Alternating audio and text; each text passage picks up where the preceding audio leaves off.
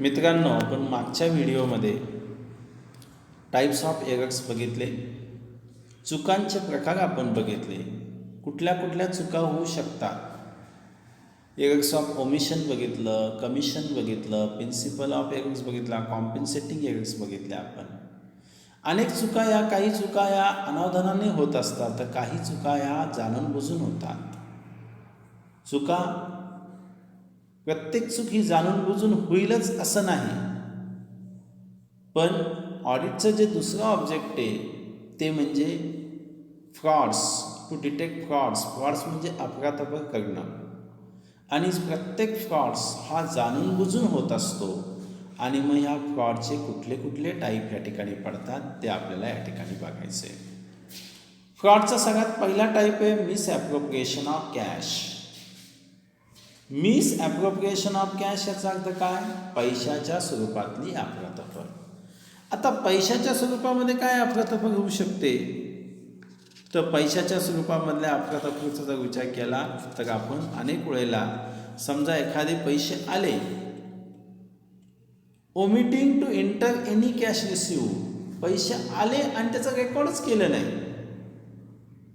तर रेकॉर्ड केलं नाही म्हटल्यानंतर ते पैसे बुक्स ऑफ अकाउंटला आले नाही म्हटल्यानंतर अशा पद्धतीचे जे काही फ्रॉड असतो त्याला या ठिकाणी मिसॲप्रोप्रिएशन ऑफ कॅश असं म्हणतात. किंवा entering less amount than what has been received. पैसे आले समजा या ठिकाणी तुमच्याकडे 10,000 रुपये आले, मग रेकॉर्डला जमा किती केले पाहिजे? 10,000, पण 8,000 रुपये जमा केले. एंटरिंग लेस अमाऊंट, पैसे आले 10,000 पण केले किती? फक्त 8,000 रुपये जमा, म्हणजे 2,000 रुपयाचा काय केला? फ्रॉड केला. किंवा making fictitious entries on the payment side of cashbook. कॅशबुकाच्या पेमेंट साईडला काही खोट्या नोंदी केल्या, पैसे ॲक्च्युअल खर्च झाले नाही, एखादा खर्चच केला नाही. समजा 2,000 रुपये कॅशबुकाच्या पेमेंट साईडला रेकॉर्ड केलं, खर्चच झाला नाही तर गेलेच नाही पैसे.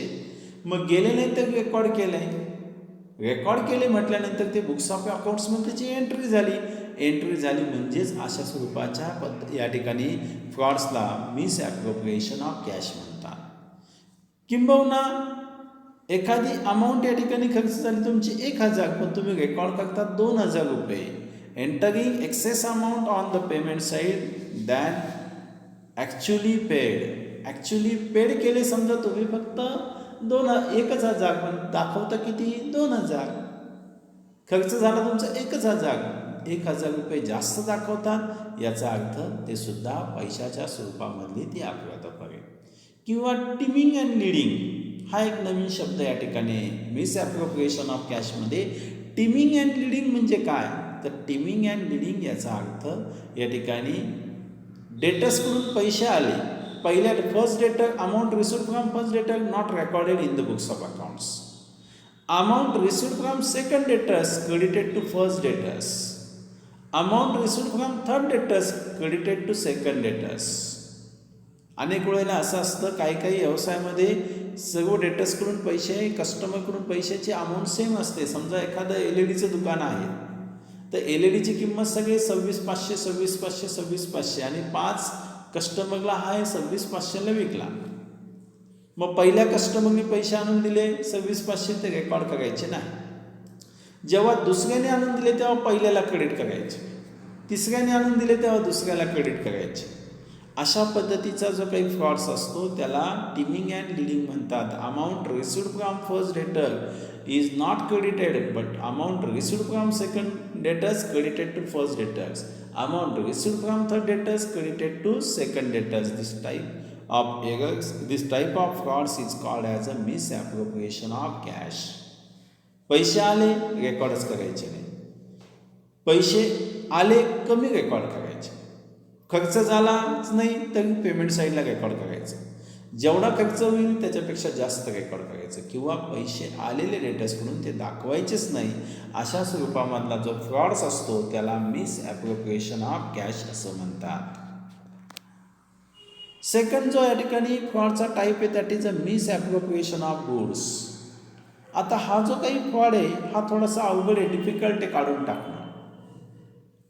मिसॲप्रोप्रिएशन ऑफ गुड्सची या ठिकाणी अशा पद्धतीचा फ्रॉड हा डिटेक्ट करणं फार डिफिकल्ट असतं. त्यासाठी इंटरनल चेक सिस्टीम ही प्रॉपर असली पाहिजे. मोठमोठ्या कंपन्या ज्या असतात तिथं स्टॉक ऑर्गनायझेशन जे असतं तिथं जे इंटरनल चेक सिस्टीम असते तिथं त्याच्यासाठी बिन कार्ड ठेवलेला असतो, स्टॉक लेजर ठेवलेला असतो आणि त्या स्टॉक लेजर मेंटेन करणारा जो स्टोअर कीपर आहे तो व्यवस्थित असला पाहिजे. नाही तर अशा स्वरूपामधला फ्रॉड हा डिटेक्ट करणं खूप अवघड असतं. समजा एखाद्या स्टोअर ऑर्गनायझेशनमध्ये खूप वस्तू आहेत, त्याच्यातल्या काही वस्तू कोणी काढून घेऊन गेलं, पण जर तिथं स्टोअर कीपरने व्यवस्थित मेंटेन केलं नसेल, कारण स्टोअर ऑर्गनायझेशनमध्ये बिनकार्ड असतं. बिनकार्ड म्हणजे काय, माल आला किती, गेला किती, बॅलन्स राहिला किती, किंवा तिथं स्टोअर लेजर असतं, त्याच्यामध्ये रिसिप्ट, इश्यू आणि बॅलन्स हे ठेवलेलं असतं. मग त्याच्यासाठी अशा पद्धतीचा फ्रॉड काढून टाकण्यासाठी ऑडिटरला ओपनिंग स्टॉक किती होता त्या मालाचा, किती रुपयाच्या मालाचं परचेसेस केलं आहे, स्टॉक टेकिंग सिस्टीम कोणती आहे, तिथे परपिच्युअल स्टॉक टेकिंग आहे का पेरियडिकल स्टॉक टेकिंग आहे. काही कंपन्या ज्या असतात त्या डेली स्टॉक घेत असतात, तर काही कंपन्यांना ते डेली स्टॉक घेणं शक्य नाही, त्यासाठी त्यांचा या ठिकाणी ते पेरियडिकल स्टॉक घेत असतात. अशा वेळेला या ठिकाणी त्याच्यासाठी पेरियडिकल स्टॉक टेकिंग आहे की परपिच्युअल स्टॉक टेकिंग सिस्टीम आहे ते जास्त या ठिकाणी महत्त्वाचं असतं. आणि म्हणून त्या दृष्टिकोनातून मिसॲप्रोप्रिएशन ऑफ गुड्स हा जो काय या ठिकाणी फ्रॉड्स आहे हा काढणं जास्त अवघड असतं. त्यासाठी internal checking system, stock taking system ही अतिशय महत्त्वाची असते. तिसरं म्हणजे मॅनिप्युलेशन ऑफ अकाउंट्स, त्याला म्हणतात हिशेबातला खोटेपणा. अनेक जण या ठिकाणी हिशेबामध्ये मोठ्या पद्धतीचा खोटेपणा करत असतात. आता हा मोठ्या पद्धतीचा खोटेपणा म्हणजे नेमकी काय, मॅनिप्युलेशन ऑफ अकाउंट्स म्हणजे नेमकी काय, तर मॅनिप्युलेशन ऑफ अकाउंट्स म्हणजे बऱ्याच वेळेला काही संस्था लोकांची दिशाभूल करण्यासाठी चुकीचं बुक्स ऑफ अकाउंट्स या ठिकाणी दाखवत असतात. फॉर एक्झाम्पल, या ठिकाणी काही सेल्स झाले नसेल तर सेल्स दाखवायचे किंवा झालेले सेल्सच दाखवायचे नाही. Recording fictitious sales or omitting sales किंवा over valuation, under valuation of स्टॉकचं किंमत जास्त दाखवायची किंवा कमी दाखवायची. समजा क्लोजिंग स्टॉकची किंमत जास्त दाखवली तर ग्रॉस प्रॉफिट वाढतं, ग्रॉस प्रॉफिट वाढलं म्हणजे ऑटोमॅटिकली नेट प्रॉफिट वाढतो, व्यवसायाची फायनान्शियल पोझिशन स्ट्रॉंग दिसते.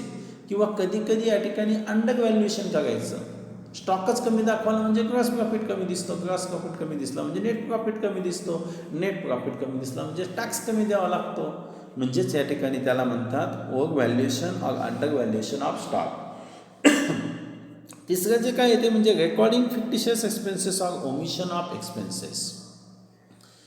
खोटे खर्च नोंदवायचे किंवा काही खर्चच या ठिकाणी ओमिट करून टाकायचे, टाळून द्यायचे. किंवा एखादा कॅपिटल एक्सपेंडिचर रेव्हेन्यू एक्सपेंडिचर म्हणून दाखवायचा आणि एखादा रेव्हेन्यू एक्सपेंडिचर कॅपिटल एक्सपेंडिचर म्हणून दाखवायचा. समजा तुम्हाला प्रॉफिट वाढवायचा असेल तर एखादा खर्च या ठिकाणी समजा तो कॅपिटल एक्सपेंडिचर आहे, तर तो बॅलन्स शीटच्या ॲसेटला न दाखवता प्रॉफिट अँड लॉस अकाउंटच्या डेबिटला दाखवायचा. त्याच्यामुळे काय होईल, नेट प्रॉफिट कमी होईल. तर एखादा खर्च प्रॉफिट अँड लॉस अकाउंटच्या ऐवजी बॅलन्स शीटला ॲसेटमध्ये तो ॲड करायचा, म्हणजे ऑटोमॅटिकली नेट प्रॉफिट काय होईल, वाढेल.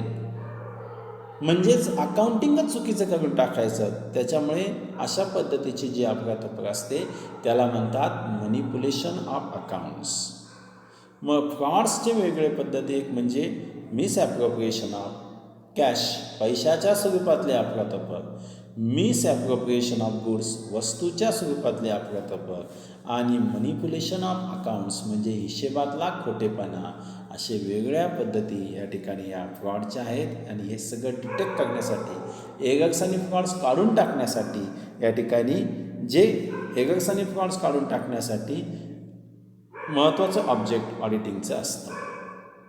आता हे सगळं होत असताना ऑडिटिंगचे काही फायदे, ऑडिट का केलं जातं, कशासाठी ऑडिट करायचं, कोणत्या कामासाठी या ठिकाणी ऑडिट केलं जातं, तर त्यासाठी advantages of audit. Audit not a luxury, audit म्हणजे चैन नाही, तर ऑडिट ही नेसेसिटी, ऑडिट ही नीड आहे आणि ते केलं तर निश्चित त्याचा फायदा या ठिकाणी मिळत असतो. मग ऑडिटिंगचे फायदे काय आहे, तर सगळ्यात पहिली गोष्ट म्हणजे systematic maintenance of books and records. अनेक वेळेला या ठिकाणी काही लोकांना ऑडिट करणे असं काही लिगल बाइंडिंग नसतं, ऑडिट केलंच पाहिजे असं काही नसतं. ज्याचा टर्नओव्हर 1 कोटीच्या आत असेल तर त्याला ऑडिट करणं गरजेचं नसतं, म्हणजे in case of soul trader और पार्टनरशिप फर्म. पण ऑडिटमुळे बुक्स ऑफ अकाउंट्स या ठिकाणी सिस्टमॅटिकली मेंटेन होतात. जो बिझनेसमनचा जो स्टाफ आहे तो त्याचं books of account properly maintain करतो. याचं रिझन असं असतं की आपले बुक्स ऑफ अकाउंट कोणीतरी तपासणार म्हटल्यानंतर ते काम ते जबाबदारीने करतात, आणि म्हणून proper books of accounts maintain करण्यासाठी या ठिकाणी ऑडिटमुळे proper books of accounts maintain होतात. बिझनेसमध्ये डिझायर इन्फॉर्मेशन मिळते, बिझनेसमॅनला एक चांगल्या पद्धतीचं व्हॅल्युएबल ॲडवाईस मिळतो, आणि चांगल्या व्यक्तीचं या ठिकाणी त्याला चांगल्या व्यक्तीकडून एक चांगला सल्ला मिळतो. कारण ऑडिटर त्याच्या कामामध्ये हुशार असतो.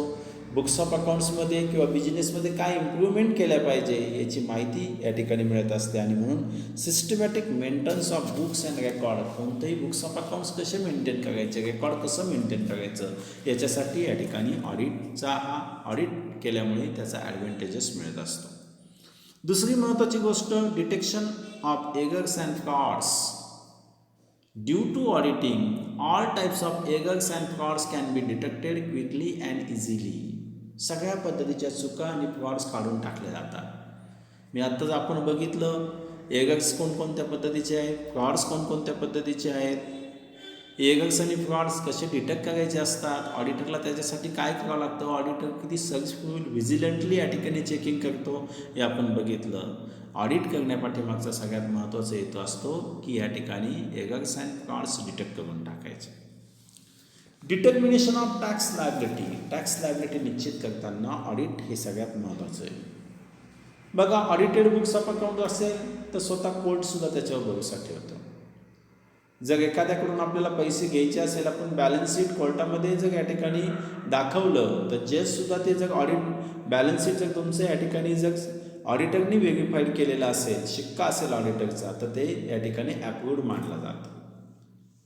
जर इन्शुरन्स कंपनीसुद्धा ऑडिटेड बुक्स ऑफ अकाउंट्सवर या ठिकाणी पूर्णपणे भरोसा ठेवत असते. At the time of settling claim of loss by fire, तुम्हाला अकाउंटमध्ये एक टॉपिक आहे मित्रांनो, इन्शुरन्स क्लेम नावाचा, आणि ह्या इन्शुरन्स क्लेममध्ये आपण इन्शुरन्स कंपनीकडे कसा क्लेम केला पाहिजे. पण इन्शुरन्स कंपनीकडे क्लेम करताना आपले बुक्स ऑफ अकाउंट जर ऑडिटेड असेल तर इन्शुरन्स कंपनीसुद्धा त्याच्यावर पूर्णपणे भरोसा ठेवते, विश्वास ठेवते, लक्षात घ्या. मग तसंच ऑडिटेड बुक्स ऑफ अकाउंट्समुळे काय होतं, टॅक्स लायबिलिटीसुद्धा निश्चित होते. आता ज्यांचा टर्नओव्हर 1 कोटीच्या वरती त्यांना कंपल्सरी ऑडिट करावंच लागतं, पण 1 कोटीच्या आत जर टर्नओव्हर असेल तर काही जण ऑडिट करून घेतात. का? कारण जर 5% नियम असा असतो की आपला जेवढा टर्नओव्हर किंवा जेवढे सेल्स आहे त्या सेलच्या 5% आपण इन्कम दाखवायला पाहिजे. पण काही लोकांना 5% इन्कम दाखवायचा नसतो. मग जर 5% इन्कम दाखवायचा नसेल तर तुम्हाला एका इंडिपेंडंट व्यक्तीकडून, एका बहिस्थ व्यक्तीकडून म्हणून ऑडिटरकडून ऑडिट करून घ्यावं लागतं, आणि तेव्हा टॅक्स लायबिलिटी निश्चित होत असते. म्हणून टॅक्स लायबिलिटी डिटर्माइन करण्यासाठी सुद्धा ऑडिट केल्यामुळे टॅक्स लायबिलिटी एक्झॅक्ट डिटर्मिन होत असते. एक्झॅक्ट टॅक्स किती येतो हे कन्फर्म होत असतं. आणि सगळ्यात महत्त्वाची गोष्ट म्हणजे बॉरोइंग फॅसिलिटी मिळते. बॉरोइंग फॅसिलिटी म्हणजे या ठिकाणी आपल्याला जर कर्जाची सुविधा पाहिजे असेल, एखाद्याला लोन घ्यायचं असेल, तर ते ऑडिटेड बुक्स ऑफ अकाउंट असेल तर बँक स्वतः लोन देण्यासाठी तयार होते, बँक लोन देण्यासाठी ॲग्री होत असते, कारण ते बुक्स ऑफ अकाउंट्स ऑडिटेड असतात. ऑडिटेड बुक्स ऑफ अकाउंटला बँक या गोष्टीला ॲग्री होत असते. याच्या व्यतिरिक्त सुद्धा या ठिकाणी ज्यावेळेस बिझनेस सेल अप करायचा असतो तेव्हा परचेस कन्सिडरेशन कॅल्क्युलेट ह्या ऑडिटेड बुक्स ऑफ अकाउंट्समुळे होत असतो. While the business is sell, at that time calculation of purchase consideration on the basis of audited balance sheet. Audited balance sheetच्या आधारावर purchase consideration हा calculate करावा लागतो. पार्टनरशिपच्या बाबतीत सुद्धा ऑडिटेड बुक्स ऑफ अकाउंट असेल तर in future there is any dispute between the partner among the partner for financial matters, at that time audited books of accounts is necessary. भविष्यामध्ये partner लोकांमध्ये काही भांडणं झाले तर अशा वेळेला फायनान्शियल मॅटरच्या बाबतीत तर ऑडिटेड बुक्स ऑफ अकाउंट्स हे अतिशय महत्त्वाचे असतात. तशा वेगवेगळ्या रिझनसाठी ऑडिटेड बुक्स ऑफ अकाउंट्स या ठिकाणी मेंटेन असतात. तर आज आपण या ठिकाणी ॲडव्हान्टेजेस काय काय आहे ऑडिटचे ते आपण बघितले या ठिकाणी. बाकीचं आपण नेक्स्ट व्हिडिओमध्ये या ठिकाणी बघू. Okay, thank you.